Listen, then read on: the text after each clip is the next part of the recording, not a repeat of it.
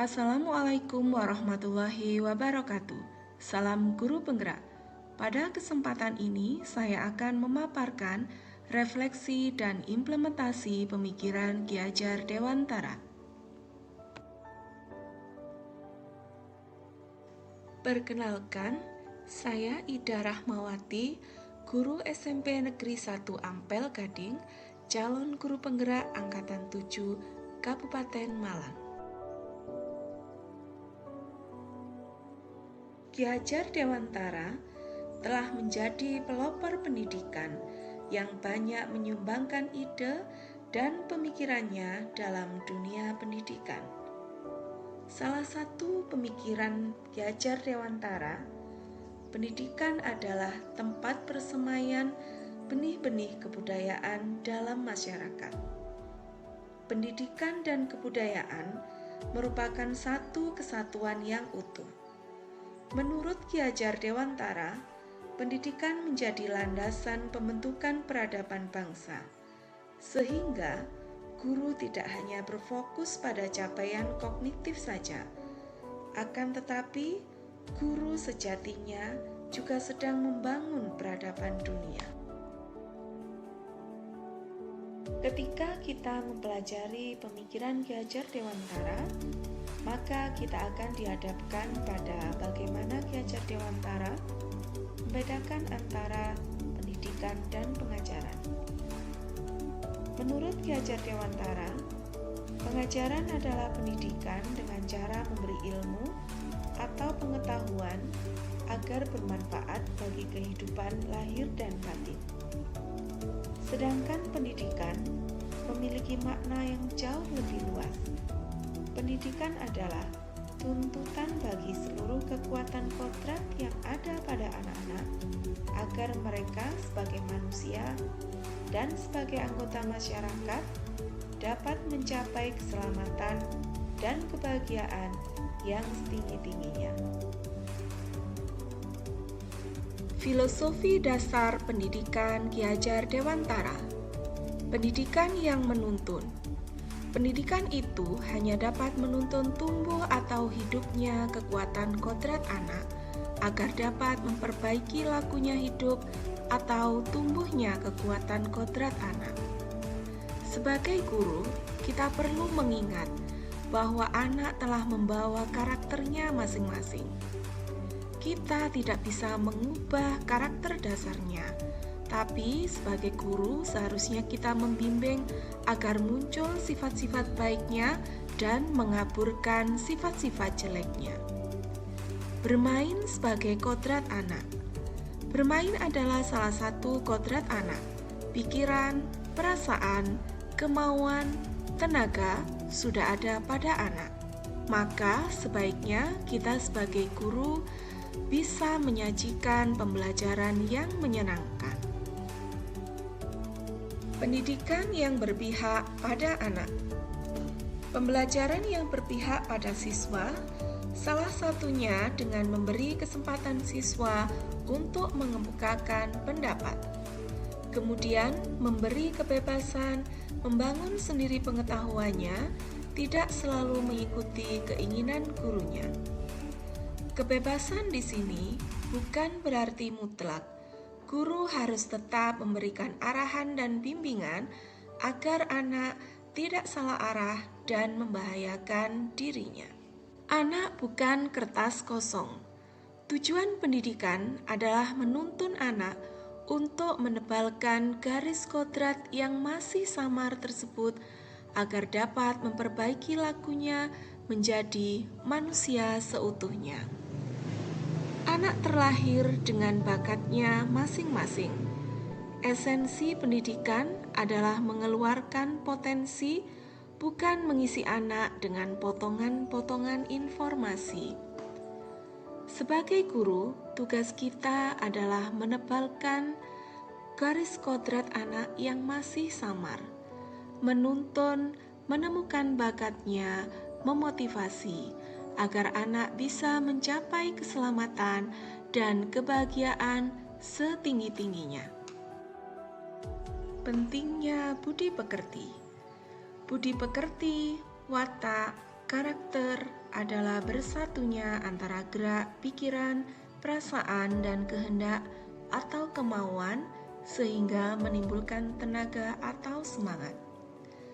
Lebih lanjut, Ki Hajar Dewantara menjelaskan, keluarga menjadi tempat yang utama dan paling baik untuk melatih pendidikan sosial dan karakter baik bagi seorang anak. Keluarga merupakan tempat bersemainya pendidikan yang sempurna bagi anak untuk melatih kecerdasan budi pekerti. Keluarga juga menjadi ruang untuk mempersiapkan hidup anak dalam bermasyarakat dibanding dengan pusat pendidikan lainnya. Guru sebagai petani kehidupan. Seorang petani dalam hakikatnya sama kewajibannya dengan seorang pendidik. Yang menanam jagung misalnya hanya dapat menuntun tumbuh kembangnya jagung. Ia dapat memperbaiki kondisi tanah, memelihara tanaman jagung, memberi pupuk dan air, membasmi ulat-ulat atau jamur-jamur yang mengganggu hidup tanaman jagung, dan lain sebagainya. Tugas guru adalah menuntun.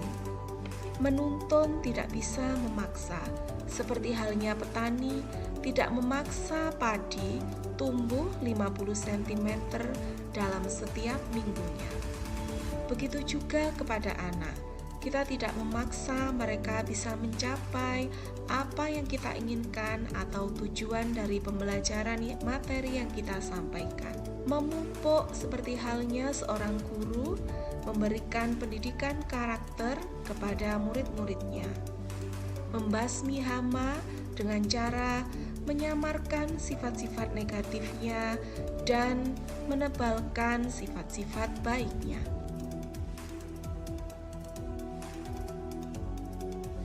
Ki Hajar Dewantara menjelaskan bahwa dasar pendidikan anak berhubungan dengan kodrat alam dan kodrat zaman. Kodrat alam diartikan sebagai lingkungan alam tempat peserta didik berada, baik kultur budaya maupun kondisi alam geografisnya. Kodrat alam berhubungan juga dengan karakter dasar anak.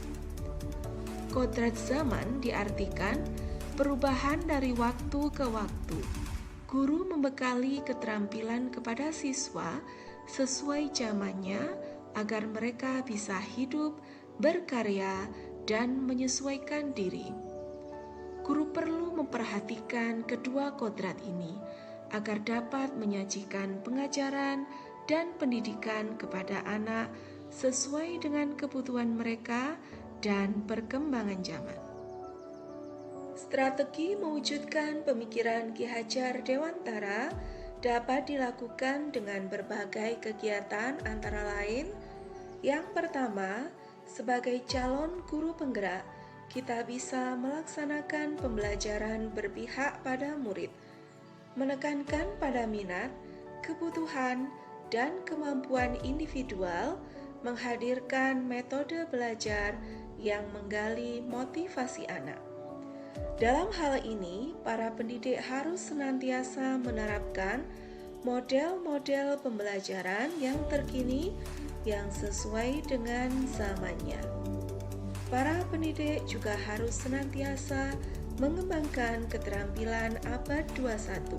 Kegiatan berikutnya dapat dilakukan pengembangan keterampilan abad 21, yaitu keterampilan 4C, communication, collaboration, critical thinking, dan creativity melalui pembelajaran. Dengan ini, kita bisa mengembangkan kodrat alam dari setiap peserta didik. Kegiatan lain yang bisa dilakukan yaitu penanaman budaya gotong royong. Budaya gotong royong ini merupakan sosiokultural yang ada di daerah kita.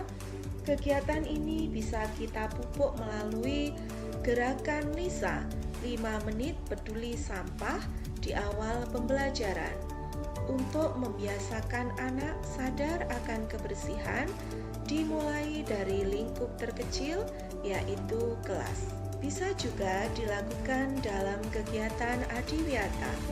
Peserta didik menjaga kebersihan kelasnya dan juga merawat taman kelasnya. Jumat sehat dilakukan untuk menjaga tubuh tetap bugar dan menghindari kelelahan saat beraktivitas di sekolah. Strategi mewujudkan pemikiran Ki Hajar Dewantara juga bisa dilakukan melalui penanaman budaya religius. Melalui kegiatan membaca surat pendek di awal dan di akhir pembelajaran, sholat zuhur berjamaah, mengaji bersama, dan memperingati hari besar keagamaan. Demikian berbagai gambaran demonstrasi kontekstual yang dapat dilakukan untuk mengimplementasikan pemikiran Ki Hajar Dewantara melalui pembelajaran berpihak pada murid, penanaman budaya gotong royong, pengembangan keterampilan abad 21, serta penanaman budaya religius. Berbagai tantangan senantiasa dihadapi ketika kita ingin menerapkan pemikiran Ki Hajar Dewantara. Tantangan yang muncul bisa jadi berupa kurangnya pemahaman pendidik mengenai model-model pembelajaran terkini. Hal ini bisa dipecahkan dengan cara mengikuti pelatihan-pelatihan yang relevan.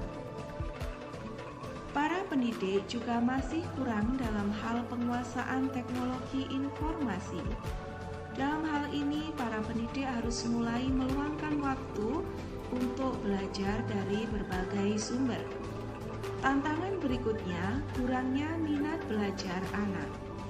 Guru dapat menciptakan pembelajaran yang menyenangkan untuk mengatasi tantangan ini, karena sejatinya bermain adalah salah satu kodrat anak. Kurangnya dukungan orang tua juga merupakan tantangan dalam penerapan pemikiran Ki Hajar Dewantara. Menjalin komunikasi secara rutin dan efektif dengan orang tua murid diharapkan dapat menjawab tantangan ini. Demikian paparan mengenai demonstrasi kontekstual, refleksi, dan implementasi pemikiran Ki Hajar Dewantara. Semoga bermanfaat. Guru bergerak, Indonesia maju. Wassalamualaikum warahmatullahi wabarakatuh.